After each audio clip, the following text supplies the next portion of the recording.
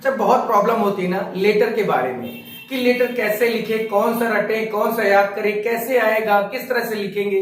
इन सभी चीजों की रामबाण औषधि यानी पैनासिया मेरे पास है।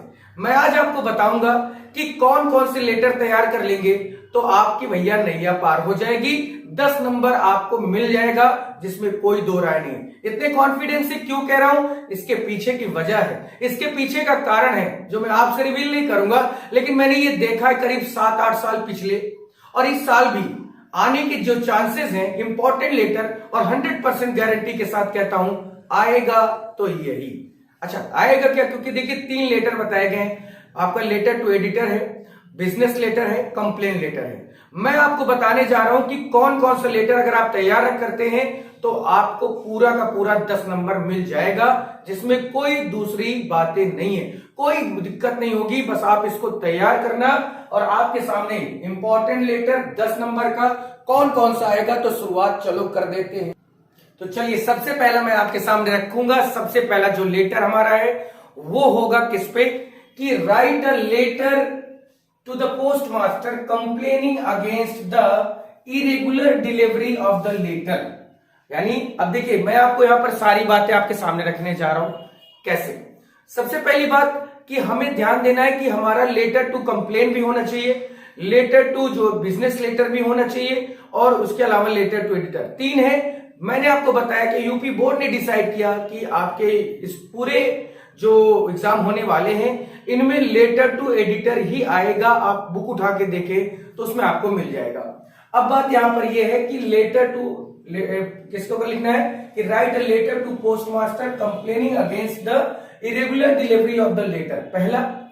इसके अलावा जो दूसरा है कि write a letter to the chairman of your municipality complaining of insanitary condition, यानी बहुत खराब व्यवस्था के लिए locality in which you live, जहां पर आप रहते हैं वहां के जो म्युनिसिपैलिटी, जो नगर निगम है, उसके चेयरमैन को लेटर लिखना है कि हमारी जो कॉलोनी, हमारी जो गली है बहुत अव्यवस्था फैली है, नाली नहीं साफ हो रही है, झाड़ू नहीं लग रहा है। ये सारी बातें का एक क्या है, आपको एक लेटर लिखना है।